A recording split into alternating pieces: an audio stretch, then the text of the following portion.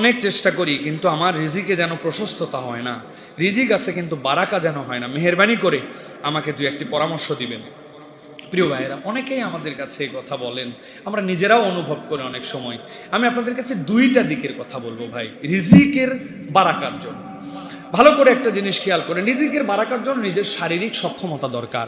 শারীরিক সক্ষমতা কিভাবে অর্জন হয়? শারীরিক সক্ষমতাও আল্লাহর আজকার দিয়ে অর্জন হয়। হযরত ফাতেমা রাদিয়াল্লাহু তাআলা আনহা নবীজিকে এসে বললেন, ইয়া রাসূলুল্লাহ, হাত দেখেন, আমার মেয়ের হাত কড়া পড়ে গেছে। কেন মা? বলে, আমি জাঁতা জ্বলতে জ্বলতে যেইটা দিয়ে আমাকে জব ভাঙতে হয় হাত, আমাকে একটা গোলাম দেন। নবীজি সাল্লাল্লাহু আলাইহি ওয়াসাল্লাম বললেন, এর থেকেও ভালো তোমাকে কিছু দিব, যেটা তোমার জন্য এর থেকেও উত্তম। নিবে? রাসূল সাল্লাল্লাহু আলাইহি ওয়াসাল্লাম বলছে, হ্যাঁ।